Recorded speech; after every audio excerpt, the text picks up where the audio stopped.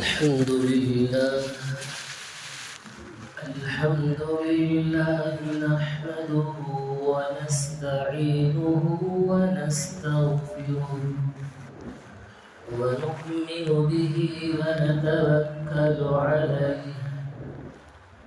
ونعوذ بالله من شرور أنفسنا ومن سيئات أعمالنا من يهده الله فلا مضل له ومن يضلل فلا هادي له ونشهد أن لا إله إلا الله وحده لا شريك له ونشهد أن سيدنا ونبينا ومولانا محمدا عبده ورسوله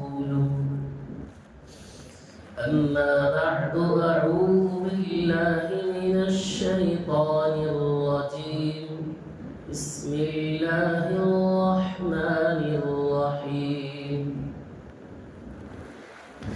ولا تمش في الأرض مرحا إنك لن تخرق الأرض ولن تبلغ الجبال طولا صدق الله العظيم قال النبي صلى الله عليه وسلم من مات بريء من الكبر والغلول والدين دخل الجنة أو كما قال صلى الله عليه وسلم اللهم صل على محمد في أول كلامنا اللهم صل على محمد في أوسط كلامنا اللهم صل على محمد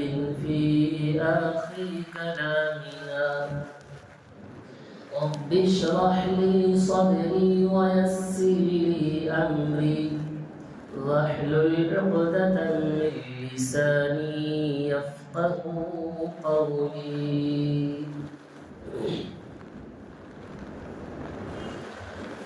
تمام تعریفیں اللہ رب العزت کے لیے سزاوار ہے، لائق تحسین ہے کہ وہ ذات ہے جس نے مجھے اور آپ کو بلکہ اس پورے کائنات کو اپنی قدرت سے بنایا، کہ وہ لم یزل ولا یزال ہے، وہ حی قیوم ہے۔ لاکھوں اور کروڑوں مرتبہ درود و سلام ہو حضرت محمد مصطفیٰ صلی اللہ علیہ وسلم پر، جن کا آنا ہم سب کے لیے باعث رحمت اور باعث فخر ہوا۔ حاضرین محترم،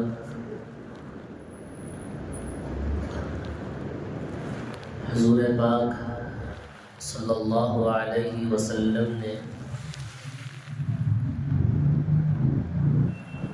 اپنے پوری زندگی میں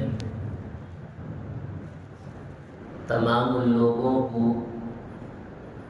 جنتی بننے کا نسخہ بتایا ہے اور راہ حق دکھانے کی اللہ کے نبی علیہ السلام نے کوشش کی ہے، اور اللہ کے نبی صلی اللہ علیہ وسلم جہنم سے نجات پانے کا طریقہ بھی بتایا اور جنت کی نعمتیں حاصل کرنے کی طرف ترغیب بھی دلائی ہے۔ تاریخ گواہ ہے، حضور اکرم صلی اللہ علیہ وسلم اپنی امت کو سیدھا راستہ دکھانے کی جو کوشش کی ہے اس کی مثال آج تک کوئی پیش نہیں کر سکتا ہے۔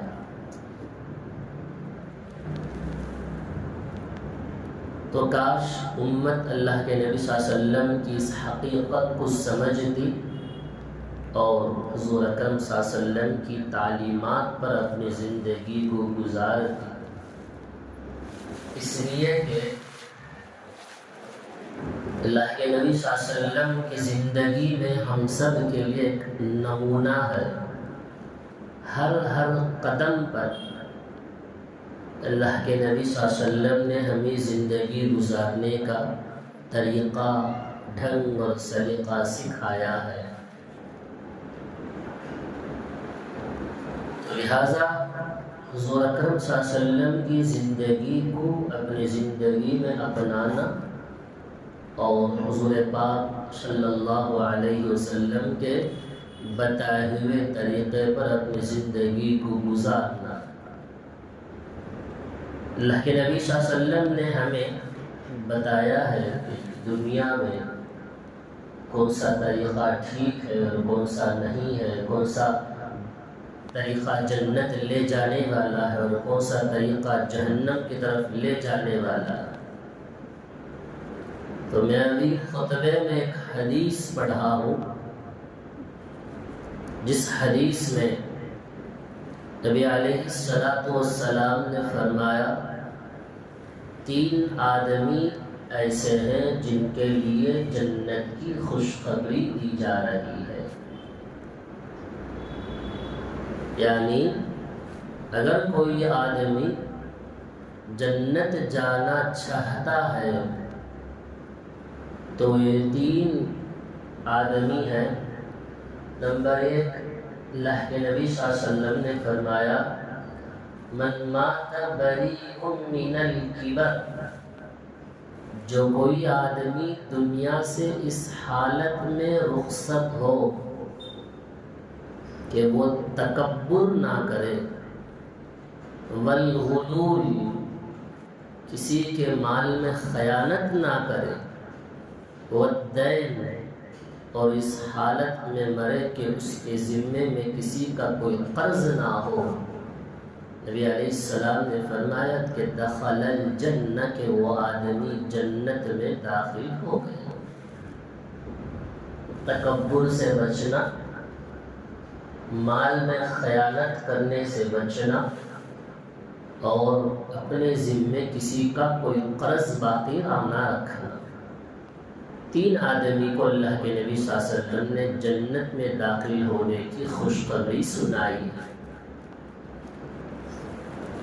اللہ کے نبی صلی اللہ علیہ وسلم نے ہمیں اب ایک بات تو غور کرنے کی ہے، حضور اکرم صلی اللہ علیہ وسلم ہمیں جنت کی جو نعمتیں بتائی ہیں، حالانکہ جنت ہم لوگ تو دیکھے نہیں، صرف جنت کی نعمتیں اور وہاں کے اللہ تعالیٰ کی جو بنائے ہوئے محلات ہیں خوشبودار، وہاں کے محلات اور وہاں کے پانی، حوض کوثر کے بارے میں جو جتنے بھی باتیں ہم نے صرف سنی ہے، سن کر تمنا پیدا ہوا ہے کہ جنت میں داخل ہوں گے، اور جہنم کے عذاب اور جہنم کے آگ کے تعلق سے سنا ہے کہ آدمی جہنم میں جانے کی پناہ مانگتا ہے، دیکھے نہیں مگر جانے کی تمنا ہے جنت کی۔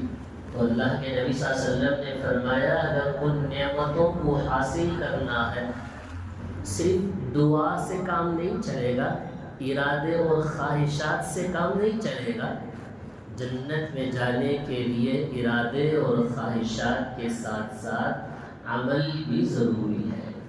صرف دعا کرنے بیٹھ گئے اللہ جنت الفردوس عطا کر دے، عطا کر دے، عطا کر دے، مگر یہاں پورے اعمال برے ہوں تو کہاں جنت میں داخل ہوں گے؟ تو اللہ کے نبی صلی اللہ علیہ وسلم نے داخل ہونے کا طریقہ بھی بتایا ہے۔ سب سے پہلی چیز دیکھو، اس حدیث میں مجھے 3 باتیں آپ حضرات کی خدمت میں بتا رہا ہے۔ سب سے پہلے اللہ کے نبی صلی اللہ علیہ وسلم نے فرمایا کہ وہ آدمی جو یہ چاہتا ہے کہ جنت میں داخل ہو، نبی نے فرمایا کہ وہ تکبر سے، اپنے دل و دماغ سے تکبر، غرور، بڑائی، حسد، ان چیزوں کو اپنے دماغ سے نکال دو۔ کیوں؟ حضور اکرم صلی اللہ علیہ وسلم نے فرمایا کہ جس کے اندر جو کوئی آدمی متکبر ہو، تکبر کرنے والا ہو، تو وہ جنت میں داخل نہ ہوگا۔ اور ایک حدیث سنیں، جس میں اللہ کے نبی علیہ السلام نے فرمایا کہ جس کے دل میں رائی کے دانے کے برابر، اتنا سا ذرہ برابر اس کے اندر تکبر ہو، مال کا ہو، حسب نسب کا ہو، جس چیز کا بھی تیرے اندر تکبر موجود ہو، اللہ کے نبی نے فرمایا کہ وہ جنت میں داخل نہ ہوگا۔ اب یہ دونوں حدیث ہیں، ایک تو تکبر ہونا اور ایک ذرہ برابر رائی کے دانے کے برابر بھی تکبر کا پایا جانا۔ ان دونوں چیزوں سے میں آگے تفصیل بتاؤں گا تکبر کے کیا کیا اسباب ہیں۔ غور کریں، آج یہ معاشرہ اچھے سے اچھے اور پڑھے لکھے ان پڑھ بھی اس مصیبت میں، اس مرض میں مبتلا ہے، تکبر کے مرض میں مبتلا ہے۔ کوئی آگے کسی کا سننے کے لیے تیار نہیں، کسی کی بات ماننے کے لیے تیار نہیں۔ یہ بڑا یہ چاہتا ہے کہ میں سامنے والے سے بات کیوں کروں جبکہ سامنے والا چھوٹا ہے، میں بڑا ہوں، مالی اعتبار سے، جی علم کے اعتبار سے، خاندان کے اعتبار سے۔ چھوٹا یہ سوچتا ہے کہ میں ان سے کیوں بات کروں۔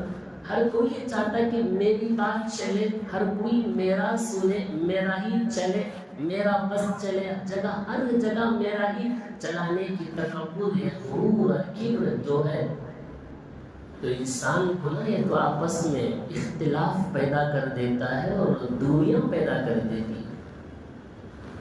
دیکھیں ذرا ماحول کو، معاشرے کو دیکھو، بڑا بھائی چھوٹے سے ملنے کے لیے تیار نہیں، چھوٹا بڑے سے ملنے کے لیے تیار نہیں، صرف چند چیزوں کی وجہ سے۔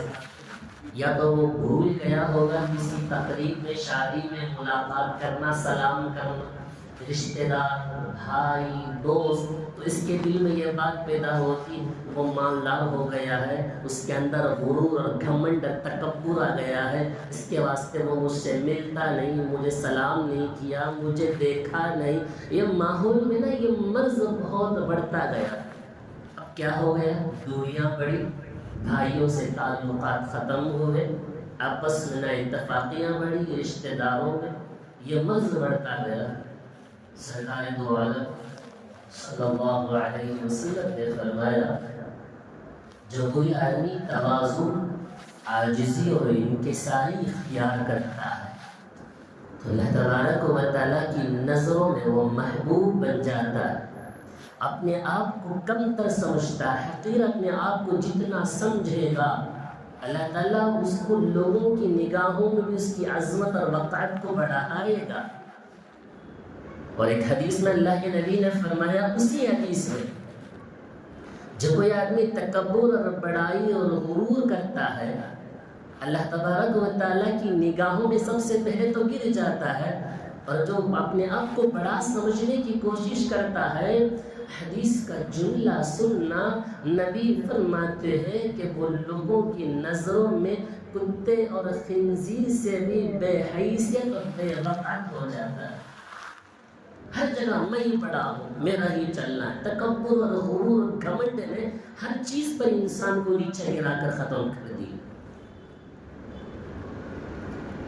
تو سب سے پہلے دیکھیں، اللہ کے نبی صلی اللہ علیہ وسلم نے فرمایا کہ قیامت کے دن چھوٹے چھوٹیوں کے مانند مردوں کی شکل میں تکبر کرنے والے کو جمع کیا جائے گا۔ مسلم شریف میں جی حضرت ابو ہریرہ رضی اللہ عنہ سے منقول ہے، فرماتے ہیں چھوٹے چھوٹیوں کی شکل میں مردوں کی اس طرح اس کو جمع کیا جائے گا، ہر طرف اس کے ذلت ہوگی، اور جہنم میں ایک جیل ہے بولس جس کا نام ہے، اس میں ڈھکیل دیا جائے گا، اور ہر متکبر، تکبر کرنے والے کو جہنمیوں کا پیٹ پلایا جائے گا۔ اتنا خطرناک ہے تکبر. یہ لفظ دیکھنے کو معمول ہے، آج انہی تکبر نے دوستوں سے دوریاں پیدا کر دی. اسی تکبر نے بڑائی اور غرور اور گھمنڈ نے رشتوں کے درمیان میں دوریاں پیدا ہو گئی. اسی تکبر نے آپس میں کام کرنے والے گھمنڈ نے آپس میں ساتھ میں رہنے والوں کے اندر میں اختلاف پیدا کر دیا. معاشرے کے درمیان میں ٹوٹ ڈال دیا گیا ہے. سب سے پہلے دیکھیں، جس نے حسد کیا، غرور اور گھمنڈ اور تکبر کیا، شیطان اور ابلیس نے. ٹھیک، اللہ تبارک و تعالیٰ نے آدم علیہ السلام کے سامنے سجدہ کرنے کا حکم دیا. اسی گھمنڈ اور غرور اور تکبر کی وجہ سے اللہ تبارک و تعالیٰ نے سب سے پہلے تو اس کو اپنی نگاہوں سے گرایا. پھر اپنی ناز و نعمت کی زندگی بسر کر رہا تھا، آسمان سے بھی اللہ نے اس کو دھکا کر پھینک دیا. تکبر کرنے والا سب سے پہلے کائنات میں حسد کرنے والا وہی تھا. اللہ کی نگاہ سے گرا کیوں؟ یہ تکبر کی وجہ سے، اسی حسد کی وجہ سے، جلن اور غرور گھمنڈ کی وجہ سے. میں آدم کے سامنے سجدہ کروں، میں تو پورے فرشتوں کے علم کو جانتا تھا، اللہ تعالیٰ پورے علم اسے دے کر رکھا تھا. اپنے اندر غرور اور گھمنڈ اور تکبر آ گیا تو خدا تعالیٰ کی نگاہوں سے اللہ تعالیٰ نے اس کو گرا کر رکھ دیا. قرآن کیا کہتا ہے؟ قرآن سے سنیں گے. قرآن مجید کہتا ہے اِنَّهُ لَا يُحِبُّ الْمُسْتَكْبِرِينَ. اللہ تعالیٰ فرماتے ہیں کہ اللہ تبارک و تعالیٰ کو ایسے تکبر کرنے والے، غرور اور گھمنڈ اور بڑائی جتانے والے کو اللہ تعالیٰ پسند نہیں کرتا. اللہ فرماتا ہے کہ فَادْخُلُوا أَبْوَابَ جَهَنَّمَ خَالِدِينَ فِيهَا فَلَبِئْسَ مَثْوَى الْمُتَكَبِّرِينَ. اللہ فرماتا ہے ابواب جہنم فادخلوا، جہنم کے دروازوں سے اندر داخل ہو جاؤ. خالدین فیہا، وہ آدمی اس میں ہمیشہ رہے گا. فلبئس مثوی المتکبرین، تکبر کرنے والوں کا کیا برا انجام ہے. اللہ فرماتا ہے ان الذین یستکبرون عن عبادتی سیدخلون جہنم داخرین. اللہ فرماتا ہے کہ وہ آدمی جو میری عبادت سے بھی تکبر کرتا ہے. میں تو یہ کہتا ہوں، سمجھ مجھے یہ آتا ہے کہ جو آدمی نماز سے دور ہوتا ہے وہی اللہ تعالیٰ کی عبادت سے بھی تکبر کر بیٹھتا ہے. قرآن مجید کو ہاتھ اٹھاتا، ہاتھ لگاتا نہیں ہے. اللہ نے فرمایا من عبادتی، میری عبادت سے اس نے تکبر کیا. اگر یہ تکبر کرنے والا نہ ہوتا، اگر اس کے اندر عاجزی اور انکساری کی صفت ہوتی تو یہاں بارگاہ الہی میں سجدہ کرنے کے لیے حاضر ہوتا. اس کے اندر غرور، گھمنڈ، تکبر آ گیا ہے. اب میں کیوں جاؤں، اٹھنے نہیں ہوتا ہے، بہانہ بنانا شروع کیا.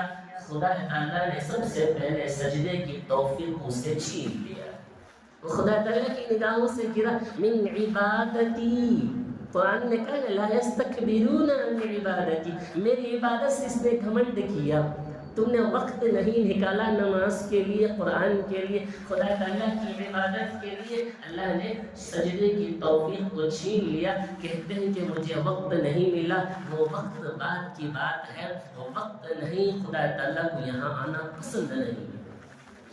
اگر تیرے اندر دل میں عاجزی اور انکساری، خدا تعالیٰ کا خوف ہوتا، نبی صلی اللہ علیہ وسلم کی سچی محبت ہوتی، تو اپنے کام کاج کو بازو رکھتا، سب سے پہلے خدا کی عبادت کے لیے یہاں تشریف لاتا.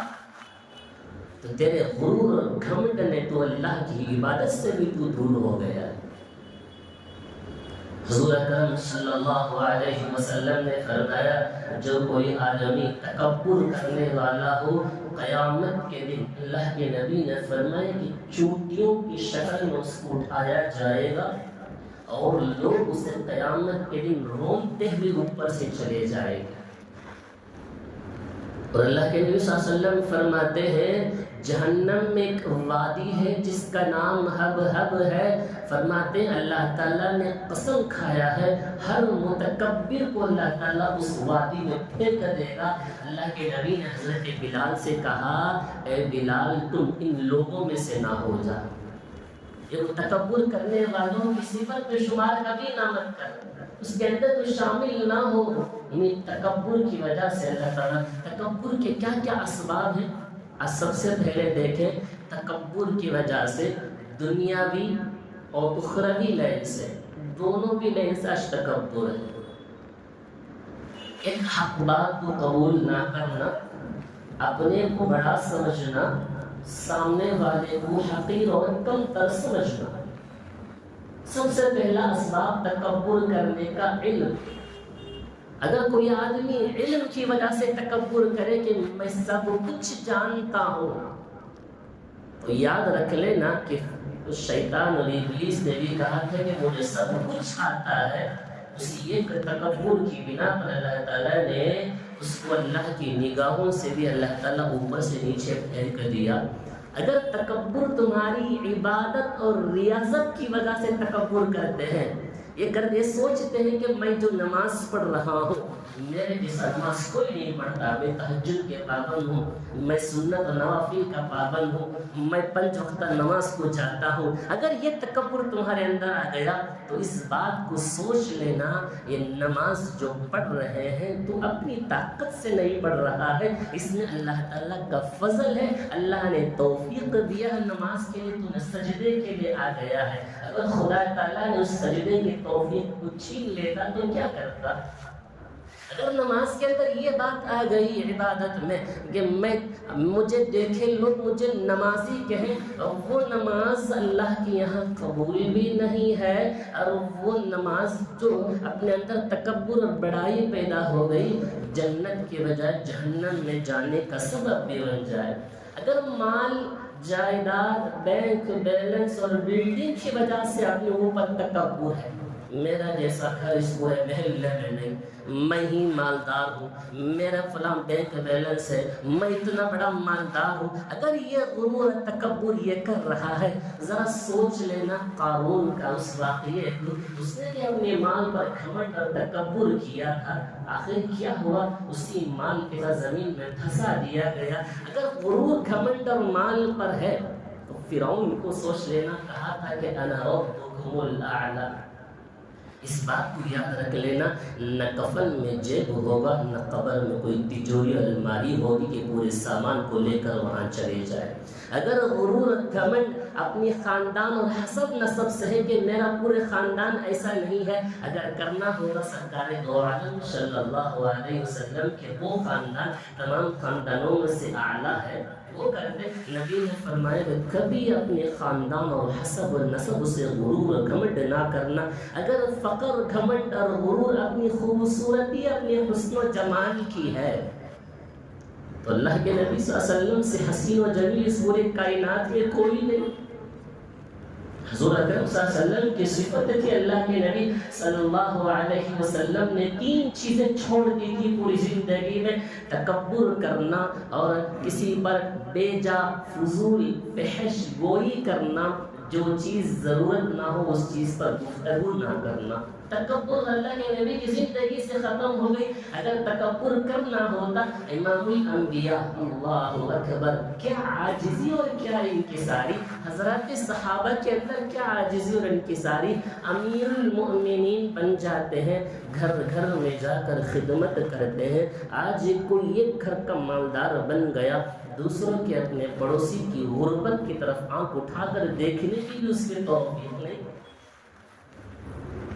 اللہ کے نبی صلی اللہ علیہ وسلم نے فرمایا کہ قیامت کے دن 3 آدمی پر اللہ تبارک و تعالی رحمت کی نظر بھی نہیں کرے گا اور محبت سے اس کو دیکھے گا بھی نہیں۔ اللہ کے نبی نے فرمایا ایک زانی بوڑھا، نمبر 2 ظالم بادشاہ، نمبر 3 پر نبی نے فرمایا تکبر کرنے والا، چاہے مال کا ہو علم کا ہو، ہر چیز سے تکبر سے بچ کر رہنا ہے۔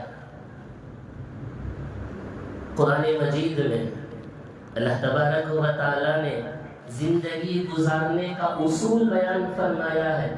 اگر معاشرتی زندگی گزارنا ہے ان اصول کے پابندی کے ساتھ اپنی زندگی کو گزارو. کیا زندگی بتایا قرآن نے؟ فرماتا ہے وَلَا تَمْشِ فِي الْأَرْضِ مَرَحًا إِنَّكَ لَن تَخْرِقَ الْأَرْضَ وَلَن تَبْلُغَ الْجِبَالَ طُولًا. قرآن کہتا صرف تکبر مال اور جائیداد پر نہیں، تیرے چلنے پر بھی ہے. جب تو چلے گلیوں میں تو اپنے پیر کو زمین پر رگڑتے ہوئے، سینے کو تھانتے ہوئے، اپنے کمر کو اور اپنے شولڈر کو دکھاتے ہوئے میں ہی مالدار ہوں. اگر اس انداز سے تو تکبر سے چلتا ہے، قرآن کہتا ہے اگر یہ چلن تیرا ہو زمین پر رگڑتے ہوئے چلنا، زمین کو پیر کو زمین پر گھسیٹتے ہوئے چلنے والا، قرآن کہتا ہے تیرا ایسے چلنے سے نہ تو زمین کے اندر تک پہنچ سکتا ہے نہ آسمان کی بلندیوں کو تو پہنچ سکتا ہے. حضرت لقمان علیہ السلام نے اپنے بیٹے کو نصیحت کیا. قرآن کیا کہتا ہے؟ قرآن کہتا ہے، یہ دیکھیں قرآن مجید کا بڑا اچھا انداز ہے، وَلَا تُصَعِّرْ خَدَّكَ لِلنَّاسِ وَلَا تَمْشِ فِي الْأَرْضِ مَرَحًا. زندگی گزارنے کا طریقہ، اگر تیرے پاس کوئی بندہ آئے بات کرنے کے لیے، منہ پھیر کر ہرگز بات نہ کر. اگر اس طرح منہ پھیر کر چھڑ کر بات کرے گا، یہ تکبر اور اترانے والا، اترا کر بات کرنا تکبرانہ انداز ہے. کوئی مالدار آ گیا تو ہنس کر مسکرا کر بات کیا. اگر کوئی غریب آ گیا، کوئی ان پڑھ آ گیا، اس کی طرف چہرہ دیکھ کر بات کرنا بھی پسند نہیں کرتا ہے. قرآن کہتا ہے یہ تکبرانہ انداز ہے ترا اس طرح بات کرنا. وَلَا تَمْشِ فِي الْأَرْضِ مَرَحًا. تکبر سے زمین پر نہ چل، اس لیے کہ ان اللہ لا يحب كل مختال فخور. قرآن کہتا ہے اللہ تعالیٰ ایسا تکبر کرنے والے کو پسند نہیں کرتا. دوسرا اصول دیکھیں قرآن کیا کہتا ہے، وَقْصِدْ فِي مَشْئِكَ. جب تو چل تو عاجزی کے ساتھ زمین پر چل. جب تو کسی سے بات کرنا ہے، وَغْضُضْ مِنْ صَوْتِكَ. اچھے انداز میں بھلی باتیں کر تاکہ سامنے والا خوش ہو جائے. قرآن اور کیا کہتا ہے، ان انکر الاصوات لصوت الحمیر. بیکار بے جا سامنے والوں کو دیکھ کر چھڑ کر زور سے چلا کر بات کرنا ایسا ہے گویا کہ گدھے کی طرح. جس طرح گدھا چیختا قرآن کے الفاظ ہیں، تو قرآن کہتا ہے تمام چیزیں تکبرانہ انداز ہے. تکبر سے اپنے آپ کو بچا کر رکھو. یہ تکبر جنت میں جانے سے روکنے کا سبب بن جائے گا. ایک صحابی حضور پاک صلی اللہ علیہ وسلم سے پوچھنے لگے، اللہ کے نبی نے فرمایا اگر کسی کے دل میں رائی کے دانے کے برابر بھی تکبر ہو، نبی نے فرمایا کہ وہ جنت میں داخل نہ ہوگا. تو ایک صحابی کہنے لگے یا رسول اللہ، کوئی بندہ چاہتا ہے کہ اچھا پہنے، اچھا کھائے، اچھا رہے. اللہ کے نبی نے پوچھنا یا رسول اللہ اچھا کھانا، اچھا پینا، اچھے گھروں میں رہنا، کیا یہ بھی تکبر ہے؟ نبی نے فرمایا ہرگز یہ تکبر نہیں ہے، کیونکہ اللہ جمیل ہے اور اللہ حسن و جمال کو پسند کرتا ہے. اگر پہننے کے بعد دل میں یہ بات پیدا ہو جائے کہ میرا جیسا کپڑا کوئی نہیں خریدا، اگر یہ بات آ گئی تو تو تکبر کرنے والا ہو. قرآن میں اللہ کے نے فرمایا وَأَمَّا بِنِعْمَةِ رَبِّكَ فَحَدِّثْ. اللہ کی نعمتوں کا اظہار کرو.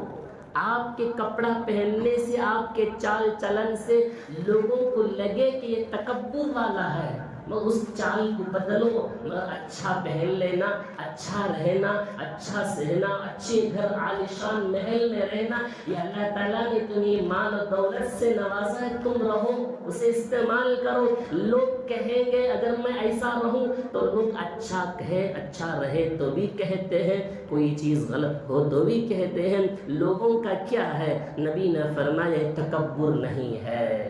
نبی نے فرمایا صرف تکبر دو چیز ہے، یہ حق بات کو قبول نہ کرنا، دوسرا اپنے کو بڑا اور دوسروں کو حقیر جاننا، یہ تکبر۔ دوسری حدیث کے دوسرے قول نبی نے فرمایا اگر کوئی بندہ یہ چاہتا ہے کہ میں جنت میں داخل ہو جاؤں اور اس کے نام اعمال میں مرنے کے بعد کوئی خیانت نہ رہے، کسی کے مال میں خیانت نہ کرنا، کسی کی زمین کا ایک بالش بھی ظلماً ہڑپ نہیں لینا، کسی کے امانت میں خیانت نہ کرنا، اگر کوئی ایسا خیانت کرے گا تو قیامت کے دن اللہ تعالیٰ اس بندے کے نیکی کو نکال کر حق والوں کے پاس دے دیا جائے گا اور یہ بندہ خالی ہاتھ رہ جائے گا۔ کسی کو ظلماً خیانت نہ کرنا، کسی کے زمین کو ہڑپ نہ لینا، کسی کے مال کو ایک ذرہ برابر ایک پیسہ بھی ظلم سے کسی پر نہ لینا۔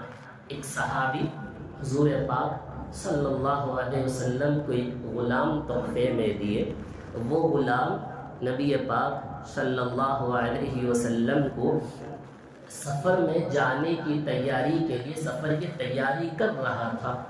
سامنے سے کوئی آدمی تیر چلایا اور اس خادم پر تیر لگا اور وہ خادم اسی وقت میں انتقال ہو گیا۔ لوگوں نے کہا کہ یہ تو شہید ہو گیا، وہ جنت میں داخل ہو جائے گا، جنت کی بشارت ہے اس کے لیے۔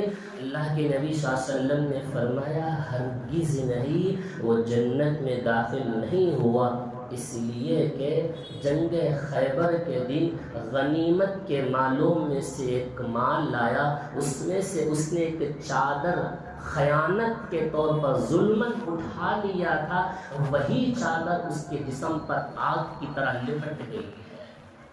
شہادت ہونا جنت کی بشارت ہے، مگر ظلماً کسی ایک کی زمین کو، کسی ایک کے مال کو لے لینا جنت سے ہٹ جانے کا، جہنم میں داخل ہو جانے کا سبب بن جائے گا۔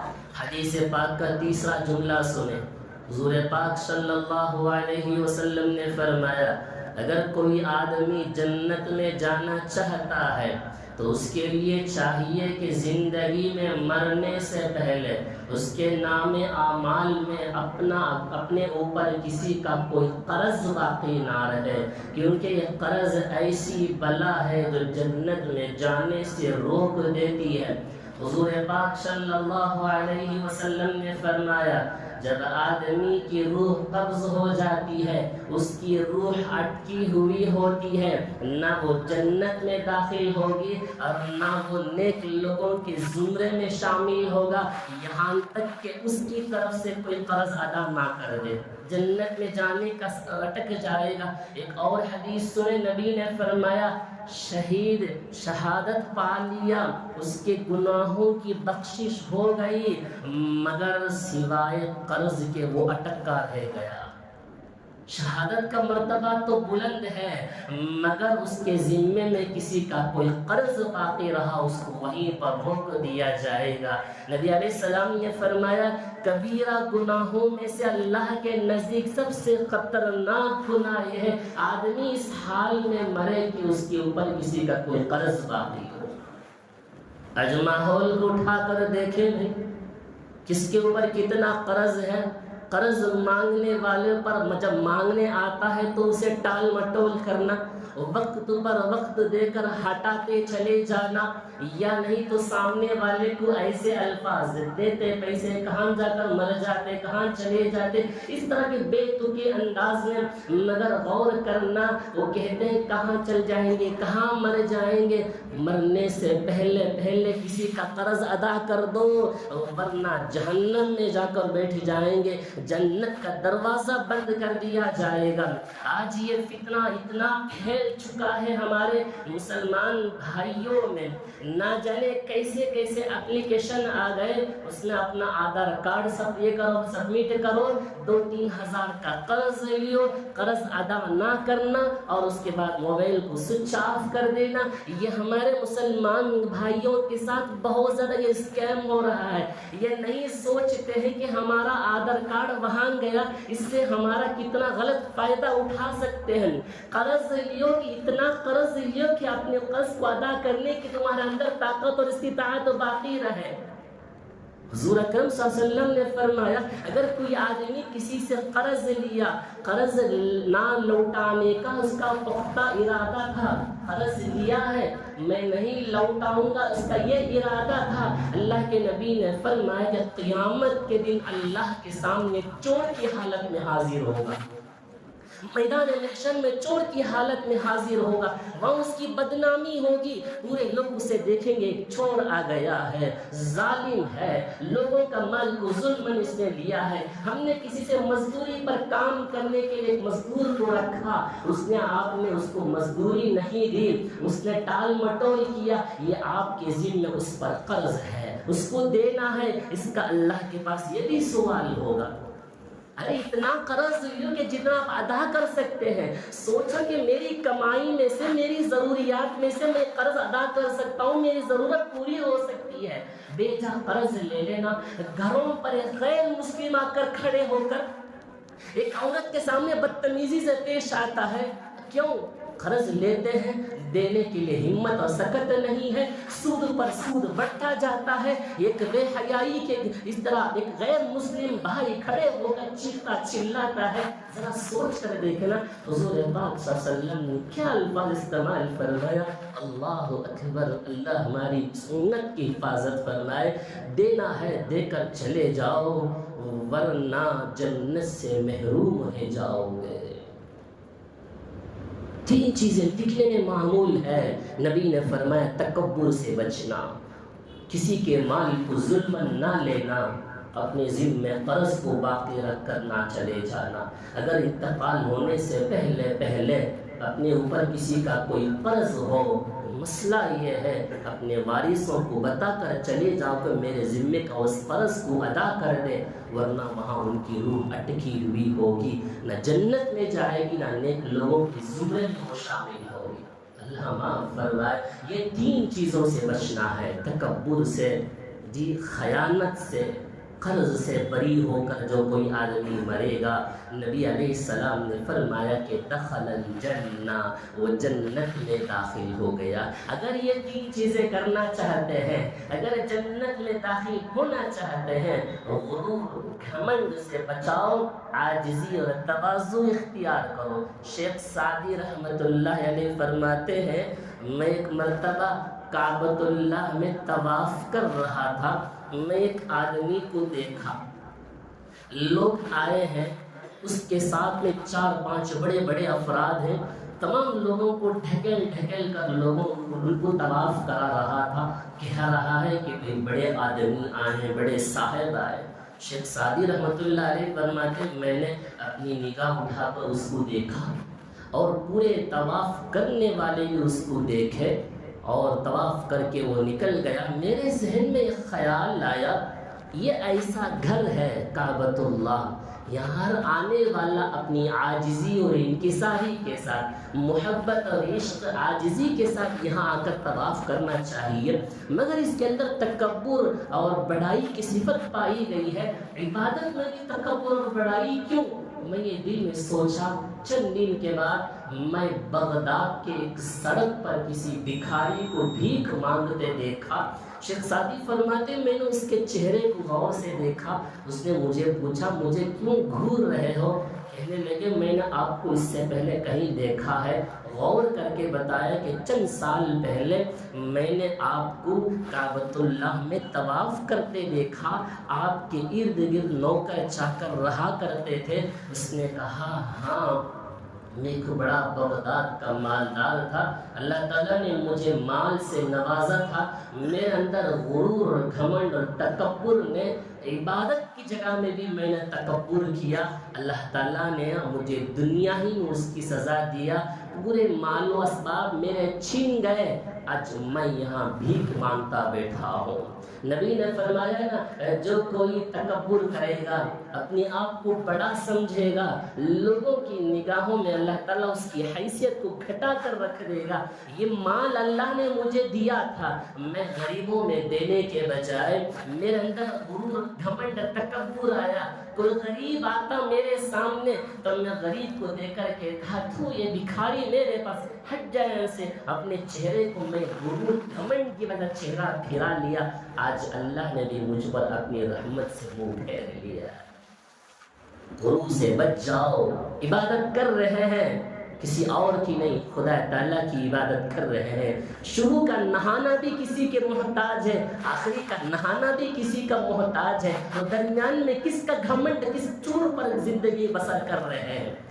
شروع میں بھی کسی کا سہارا، آخری میں بھی کسی کا سہارا ہے، تو درمیان میں کس چیز کا گھمنڈ ہمیں چور کر رکھا ہے؟ کبھی یہ سوچا؟ مسجد سے اتنا دور کیوں؟ کبھی ہم نے یہ سوچے ہیں؟ قرآن سے اتنا دور ہم نے کیوں یہ سوچا ہے؟ کبھی ہم نے کیا ہو گیا ہے؟ خدا تعالیٰ کے سامنے کیا حاضری دیں گے، کیا جواب دیں گے، کیا چہرہ دکھا کر خدا کے سامنے حاضری ہماری ہوگی؟ کیا کہیں گے اللہ کو؟ اے اللہ نہیں، بس میں زندگی میں من مانی من چاہی زندگی بسر کر رہا تھا، تو تمنا ہے جنت میں جانے کی۔ کہاں سے جنت میں جائیں گے؟ دعاؤں سے، چاہنے سے نہیں ہوگا، عمل سے ہوگا۔ زندگی میں عمل لاؤ، یہ 3 باتیں نبی نے فرمائی، اس کو اپنی زندگی میں اپناؤ۔ تکبر کو چھوڑ دو، خیانت کو چھوڑ دو، کسی کا قرض ہے تو فوراً اسے ادا کر دو۔ اللہ تعالیٰ ہمیں عمل کی توفیق نصیب فرمائے، اور اپنے فضل و کرم سے اللہ تبارک و تعالیٰ ہمیں جنت کی نعمتوں سے مالا مال فرمائے۔ وما علینا الا البلاغ۔